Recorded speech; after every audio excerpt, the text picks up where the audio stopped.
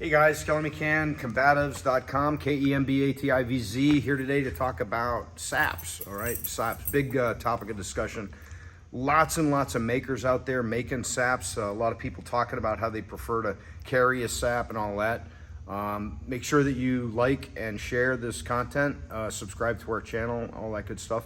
But let's get into it first, talking about the legalities of these things. At the end of the day, there's very, very few jurisdictions in the United States where saps are legal to carry. All right, even in the law enforcement departments, there's a holdover sap pocket in police uniforms these days. But even I don't know of any jurisdictions in the United States that still allow their officers to have a sap or a blackjack. I'm sure there are some, but there aren't many. So right off the bat, you've got to make that decision, right? Like, do you want to carry something that could potentially find you being found guilty of a crime? Just recently in the local area, there was a guy that was arrested on another charge, a DUI, but when they searched him, he had a pair of black knuckles, and bigger than shit, he did get charged with carrying a concealed weapon. So it's a thing, all right? Not one of our guys, just a guy in the community. It's a thing. The same is true when you have saps that are made or adapted, right? So this is one that I designed years back for a special mission unit. They needed a weapon that they could carry globally and would be low profile and, that would arm them even when they were supposedly, couldn't be armed. This is executed by Green Man Leather in Canada. It's my design. But basically you can see inside of this, the weight that is in here is all coins and a couple of dollars. You can put in an ID card or anything like that in it, but it's heavily constructed with heavy stitching, and it's just made to holds about 16 to 20 ounces of coinage. The other good thing about this is you can fly with it empty and then of course fill it when you get somewhere. So it really does look like an empty coin pouch. And the idea of it is that it's a coin pouch, right? It's a coin pouch for parking and for other things that you might need coinage for, and it's on your keys. The keys actually form the handle. So if I've got this and I'm carrying it in my back pocket, you can see that my keys hang out. It's very, very discreet. You can't really see it. And then to get it out, all I've got to do is wipe my hand underneath it. When I pull it out, it indexes properly, right? So the idea of this was to index this tapered edge in your hand. Saps sometimes are made with a piece of flat spring steel stitched between the leather, and then it's either powdered lead or solid lead in the end, and of varying lengths and everything. And the idea is it gives it whip. Some do not, because the stiffness of the leather is what gives it its whip. Like this one in particular is really nice leather. It's got a heavy welt, heavy stitching, heavy YKK zipper that's made out of brass. So it's pretty stout and gives me enough whip that I can use it like that without having to put a spring in it or anything like that. So again, what I was saying about this isn't really a weapon of opportunity anymore, right? It's a great idea until someone opens their mouth or puts it online, or actually you even sell these things with the idea that it is a weapon, because then it's no longer just a thing you had in your pocket. It is in fact a weapon. And if you were to get in trouble with it and an attorney said, well, what is the thing that this guy hit my client with? And they roll out something that's supposed to be innocuous in a sap, but it's actually coin pouch sap, then you're right back to you were carrying a sap and you're chargeable. So it's a really weird slippery slope, right? It's very, very difficult to get your arms around it, but you'd be wise to check your local laws and find out, what the deal is. Can you improvise these things? Absolutely. You can improvise them out of anything. You could get a neoprene, eyeglass case and put coins in it and put that in your back pocket, and it's a sap. You can take one of the firearms locks that have a flexible loop that you're supposed to run through the breech and through the trigger guard and lock. Those make excellent saps, right? Because it's just a padlock. I can use it for a lot of other reasons. So it doesn't have to be purpose built, or it doesn't have to be purpose built and then kind of concealable wink wink. That wink wink shit's gonna go right out the window when you get to court, especially when you've got a shark attorney coming after you, okay? But there it is. So, okay, let's take this one first. And there are many, many designs of this even, right? There's some that are meant to loop over your belt line. There are others that loop over your belt line and then are held by Velcro. There's a lot of different makers. There's a lot of makers on Facebook Marketplace, on Etsy, and all of those kinds of places that you can find. The idea of this is kinetic energy transfer, right?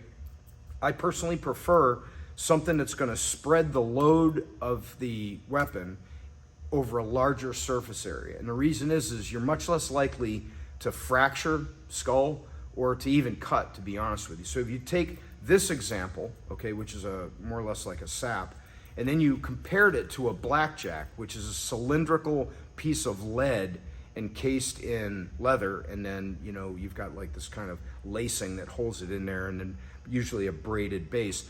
Those are notorious for cutting people open and for fracturing skulls. And the reason is it's not really spread load over a wide area, right? So the way we design this, it spread loads it over a wide area. It's kind of a super easy tool to use. The very first use that you can use is kind of a non-threatening way to use it. This is a very hard edge. So if somebody grabs you or grabs something, like if you were on a bicycle, someone grabbed a bicycle and you pull this out of your pocket, you can literally just take the edge and you can work someone with the edge, right? So if I hit soft tissue, the edge, with all this weight behind it and inertia and momentum, is going to go into the pain centers, into the nerves, it's going to go into the muscle and the soft tissue, and you're going to get a good effect, okay? So same thing is true when you put it against bone, metacarpals, fingers, knuckles, collarbone, point of the shoulder, elbow, any of that stuff. So that's one use, is to hold it just like this, and basically, if I had Bob, my friend here, I could bring this down on his collarbone, right, like this, and it has a great effect. Now, what you're not doing with a sap, you want the kinetic energy to transfer. So what I want to do is I want to linger on my target area. I don't want to pull it back necessarily, although you can do that too when you whip, all right? But if I wanted to attack like his collarbone and I wanted to cause a little bit of damage, when I hit, I'm gonna hit, but then I'm gonna hold it down. I'm gonna put a little bit of extra effort into like letting it not bounce off at all or anything like that. The way I index this, you can see this right here, which holds the key.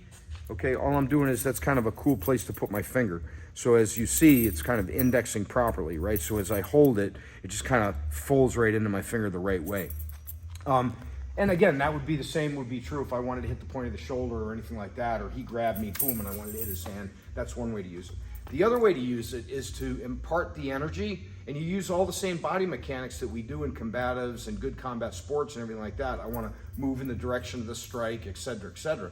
But the idea is that when I slap him with this, and that's what it is, I'm going to slap him with it. I'm going to slap through. So I'm not really interested in slapping it and pulling my hand off. That's not what I'm trying to do. What I'm trying to do is just slap and let all that power go through and into the target, okay? There are other tricky ways to use this, right? You can use this so that I can like pop it up into his chin. I can literally pop it up underneath the chin like this and get that reaction. You can double that up into combinations, boom, and then smack the face. That's no problem. So, I mean, it is a very versatile tool. Down here in the groin, like let's say that Bob was standing in front of me and I had my hands down like this. An old police trick was to flick it up into the genitals, right? Because it comes from below the line of vision, it's very low, and all I'm doing is just boom. It's a very quick strike, okay? So if he's standing there and he's kind of aggroing in your face and doing all that stuff, obviously his groin's unprotected. I can kind of keep this hand up and tell him, hey dude, get away from me. And this weapon is coming up between the angle in his leg and right into the groin. Okay, super effect on that as well. So that's just a little bit on how to use this tool. Are they effective? Absolutely.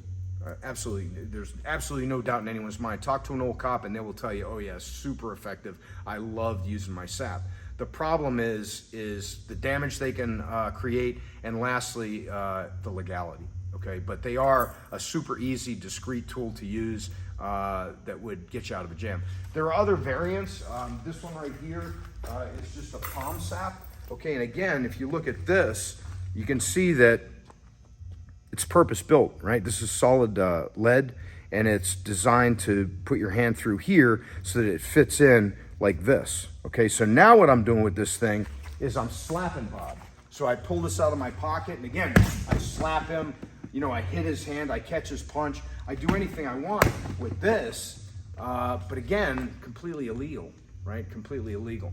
Now, none of these things should be used as fist loads, okay? And fist loads are something that you can put in your hands that give weight to your bare fist, okay? And a lot of times people make them out of a piece of rebar or something, a piece of pipe or something like that. That's not a good idea. And the reason it's not a good idea is because what happens is when you hit, you've got a really hard, unforgiving surface inside your fist, and you've got a really hard, unforgiving surface on the outside of your fist. So that when you actually hit something, something's going to give, and it's usually what's in the middle, which is your knuckles. So that's not a good idea, right?